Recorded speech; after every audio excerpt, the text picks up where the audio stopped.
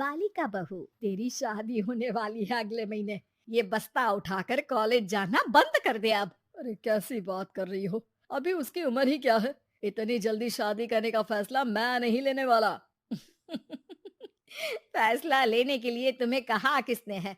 अरे मैंने कह दी शादी है तो है अगले महीने। बेचारी अमिता करती भी तो क्या, छोटी सी उम्र में बन जाती है अपने से 2 गुने उम्र के आदमी की बीवी। शादी के बाद देर रात पति घर आता है। खाना लगाओ, भूख लग रही है। अमिता खाना लगाती है। ये क्या बनाया है? वो सारा खाना फेंक देता है। कर्म ही खराब थे जो इतनी कम उम्र के लड़के से शादी करा दी। तभी वहाँ अमिता की सास आ जाती है। अरे हमें क्या पता था कि ये इतनी कामकाज में ढीली है। इसकी माँ ने तो कहा था रॉकेट की स्पीड से काम करती है।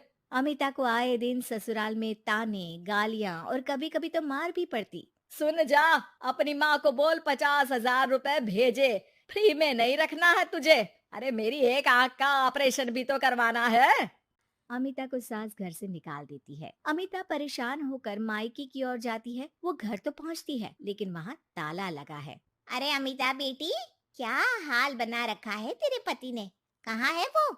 अमिता पड़ोसी के सामने रोने लगती है। मुझे नहीं जाना उस घर में चाची। मेरे मम्मी पापा कहाँ है?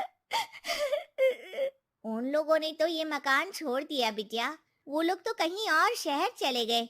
तुझे नहीं बताया?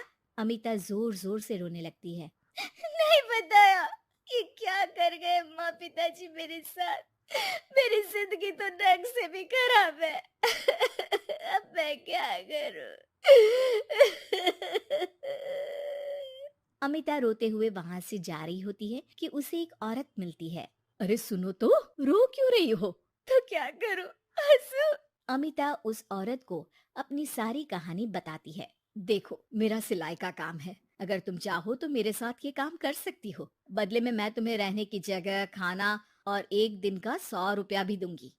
अमिता कुछ सोचती है और फिर उस औरत के साथ चल देती है। अब क्या था, अमिता की जिंदगी अपने मायके और ससुराल से दूर एक नए सिरे से शुरू होती है। रहना खाना फ्री होने के कारण अमिता रोज का पैसा बचा लेती। वो आसपास के लोगों के भी कपड़े सिलने लगी। और एक दिन सिलाई सेंटर की एक औरत कहती है, अरे वो साड़ी की कंपनी है ना, वो बिक रही है। पास बैठी अमिता सारी बात सुन रही थी। हाँ हाँ, बिक तो रही है, लेकिन उस बंद पड़ी मनहूस कंपनी को खरीदेगा कौन? तभी तो इतनी सस्ती बिक रही है, लेकिन कोई खरीदार नहीं है फिर भी। कितने की बिक रही है? अरे पूरे 5 लाख में मशीनों के साथ। लेकिन यहाँ कोई लेबर काम नहीं करेगा। पुराने मालिक ने किसी को पैसे ही नहीं दिए। उन लोगों ने कहा है कि जो नया मालिक आएगा वो लोगों को पैसा देगा। 5 लाख। अमिता घर आती है और अपने पैसे गिनती है, पूरे 3 लाख। अमिता सिलाई सेंटर वाली उस औरत के पास जाकर कहती है, चाची, मैंने इतने साल की कमाई में ये पैसे जमा किए हैं, पूरे 3 लाख है। वो बंद साड़ी की फैक्ट्री मैं खरीदना चाहती हूँ। अरे अमिता, पागल हो गई हो क्या? वो 5 लाख की बंद मनहूस फैक्ट्री खरीदेगी, फिर लेबर का बकाया पैसा देगी, और वो फैक्ट्री चलेगी कि नहीं ये भी कोई नहीं जानता। लेकिन अमिता नहीं मानती। वो उस औरत से कहती है कि वो उस फैक्ट्री को खरीदना चाहती है और खरीद कर ही रहेगी। औरत भी अमिता की मदद कर देती है और फिर अमिता के नाम एक साड़ी फैक्ट्री हो जाती है। शुभारंभ वाले दिन अमिता लेबर से कहती है, मैं इस फैक्ट्री को दोबारा खड़ी करना चाहती हूँ। आप लोग इसमें माहिर हैं। मैं नहीं जानती कि पहले वाला मालिक के काम करने का क्या तरीका था, लेकिन मैं अपनी योजनाओं के साथ आई हूँ। मेरे पास आप लोगों को देने के लिए अभी तो पैसे नहीं है, लेकिन मैं वादा करती हूँ 3 महीने में आप लोगों के पैसे ब्याज सहित आप लोगों को दे दूंगी। और ये क्या बात होती है? हम सारा दिन फिर से काम करें और पैसे ना मिले तो हम खाएंगे क्या? सिर्फ 3 महीने की बात है। वैसे भी आप लोग बिना काम के यहाँ नए मालिक के इंतजार में बैठे ही थे।